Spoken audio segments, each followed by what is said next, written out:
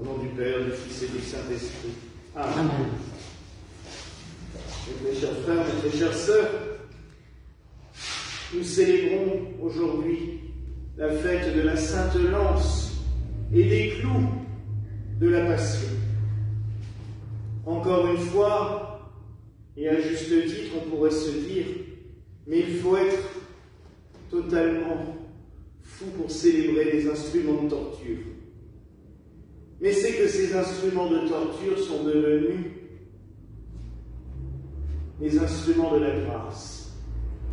Les instruments par lesquels le sang purificateur de l'agneau immolé une fois pour toutes en sacrifice, l'agneau qui s'est immolé de lui-même volontairement, comme je vous l'ai déjà dit, le Christ est en même temps le prêtre sacrificateur et le sacrifié. Ce sang, par les clous et la lance, s'est répandu sur la terre. Et là, ce n'est plus des instruments de torture, mais des instruments glorieux, bénis, sanctifiés.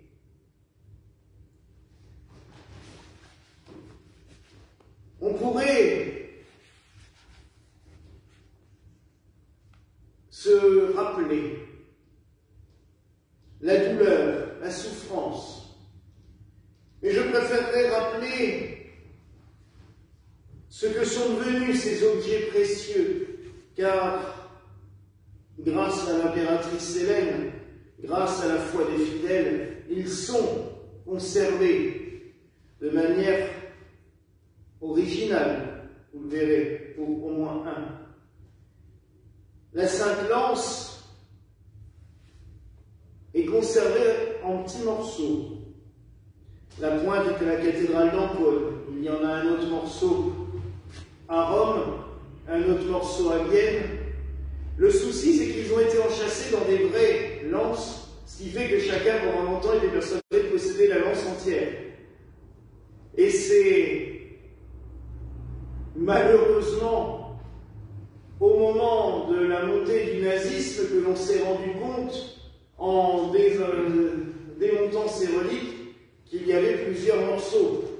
Parce que la Sainte Lance a malheureusement été, et depuis des siècles, un petit peu l'instrument du pouvoir. Les empereurs d'Allemagne pensaient que posséder la Sainte Lance leur donnait un pouvoir divin. Forcément, ils n'avaient pas une onction divine comme les rois de France ou l'onction avec le Saint-Crème comme les rois d'Angleterre, donc il leur fallait un espèce d'objet fétiche. Et du coup, les empereurs du Saint-Empire romain germanique étaient heureux de parader avec la lance du Christ. Ce qui fait qu'Adolf Hitler était persuadé d'obtenir la vie éternelle et le pouvoir absolu en détenant la lance du Christ. Et c'est quand il a fait main basse sur celle de Vienne qu'il s'est rendu compte que, ah ben, zut, elle est en plusieurs morceaux. On pensait, par la Sainte Lance, obtenir un pouvoir magique, mais on l'a, mais pas celui que beaucoup veulent croire, parce que ceux qui croient en un pouvoir totalitaire, destructeur, comme un feu qui va jaillir de la lance, tel qu'on les voit dans les films à gros budget américains. Il y a d'ailleurs un film sur la Sainte Lance, justement. J'ai vu ça il n'y a pas longtemps. Il est bien fait. Mais bon, c'est totalement bidon, mais le film est bien fait en lui-même. Ce pouvoir que nous avons obtenu, c'est le sang précieux du Christ. C'est ce sang et cette eau qui ont coulé du cœur du Christ, tel que l'a vu Longuin, le centurion. Car il ne faut pas oublier que le centurion dont nous parlons dans l'évangile du jour, qui perça le côté du Christ, a été canonisé par l'Église. Il s'appelait Longinus, Longuin, et il était atteint de cécité à un œil. En fait, son œil avait carrément été arraché.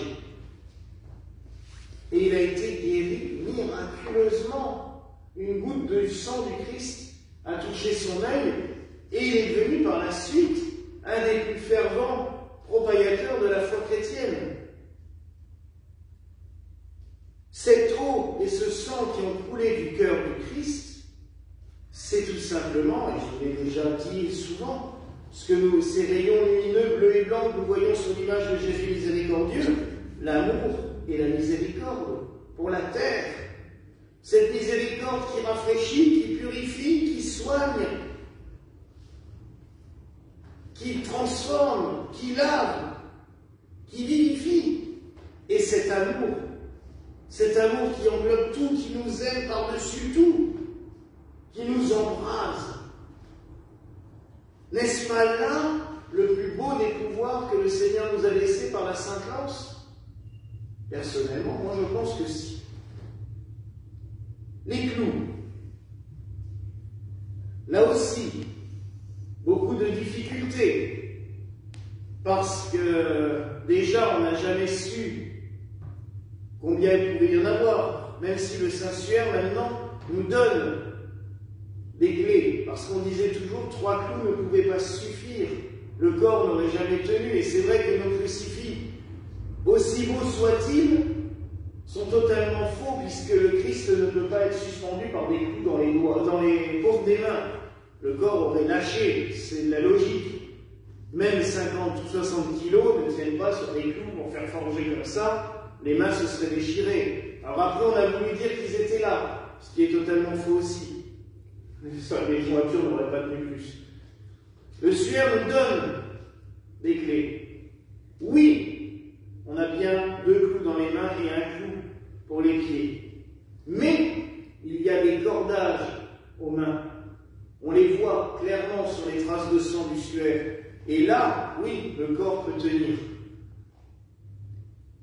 Les clous n'étaient pas là pour fixer le Christ, c'était juste pour l'humilier encore une fois, pour marquer à quel point il était soumis à cette horreur qu'on lui faisait subir. Donc les 3 clous que nous connaissons.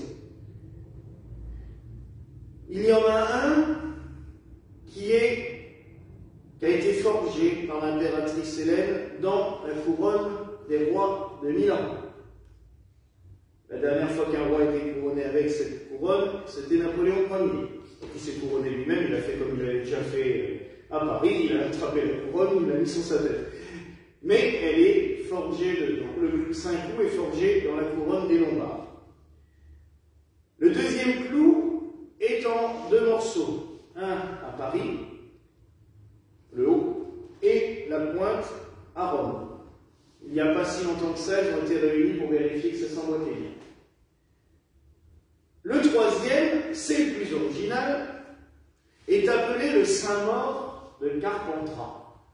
Tout simplement parce que l'impératrice Hélène, quand elle a retrouvé les clous, en a pris un qu'elle a fait forger en or.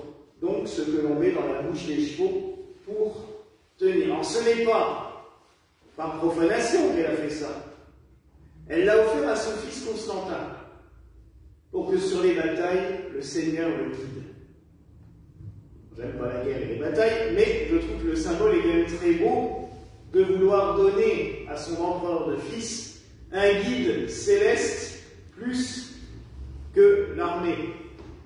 Et c'est très beau. Et il est conservé depuis presque 2000 ans à Carpentras, dans la cathédrale. Il y est exposé, on peut le vérifier. Alors après, il y a une multiplication de clous. Parce que depuis le XVe siècle, on en voit fleurir dans presque toutes les grandes cathédrales, les églises, tout le monde revendiquait un clou. Et personne, si, tout le monde le savait, mais pendant longtemps, on n'a pas voulu le dire. Et c'est ce qui a fait qu'il y a eu la réforme protestante aussi, qui a attaqué vigoureusement les reliques, parce que c'est vrai qu'à un moment donné, si on compte tous les clous qu'on revendiquait comme étant le vrai, le Christ était infecté. Parce qu'à un moment donné, il y en a quand même beaucoup. Mais on sait pourquoi. Parce qu'il est une tradition dans l'église Sainte-Croix de Rome, que tous les ans, maintenant ils ne le font plus depuis le concile, encore une bêtise, mais les moines faisaient fondre une grande quantité de fer. dans un chaudron, et le père abbé prenait le clou d'origine, la relique, et limait un tout petit peu le clou sacré au-dessus du feu pour que la limaille tombe dans le feu, qu'elle se fonde avec le reste du métal. Et avec ce métal-là, on forgeait des clous bénis qui étaient cachetés officiellement ou dans un coffret et envoyés aux églises ou même aux pèlerins qui le demandaient. Ainsi, Thérèse de Lisieux avait un petit clou forgé à partir du grand clou de la Passion. Et du coup, c'est pour cela que certains, quand ils avaient les grands clous, étaient persuadés que c'était vrai. Alors que c'était juste un clou forgé à partir de la limaille d'un des clous sacrés. Mais ce qui explique pourquoi, à un moment donné, on a vu quand même un peu trop de clous de la Passion partout dans le monde. Mais il n'empêche que si un jour vous en trouvez un sur une brocante, n'oubliez pas votre évêque. Parce que c'est des reliques de la Passion que je cherche depuis longtemps, mais ça, ils sont vraiment très difficiles à trouver maintenant. Il doit y en avoir plein dans les greniers des églises et dans les sacristies, mais pour l'instant, on n'en retrouve pas. Là aussi, les clous, ils ont ouvert les mains et les pieds du Christ. Ils ont formé ces 5 plaies que nous allons d'ailleurs vénérer bientôt. Ces 5 plaies qui nous ont donné le sang de Christ qui a coulé sur la terre pour nous vivifier, pour nous sauver, pour nous purifier. C'est pour cela que nous vénérons les reliques de la Passion, pour s'unir à la douleur qu'il a vécue, mais surtout pour remercier le Seigneur de nous avoir offert son sang pour nous sauver, pour nous faire vivre, pour nous donner cette force dont nous avons tant besoin tous les jours de notre vie, particulièrement dans les épreuves. C'est de quoi on parle en ce moment. Et il faut la force de Dieu pour arriver à passer par-dessus ces épreuves. Donc mes frères et sœurs, en ce jour, remercions le Seigneur d'avoir souffert sa passion pour nous, afin de nous donner la vie. Voilà la grâce que je nous souhaite au nom du Père, du Fils et du Saint-Esprit. Amen.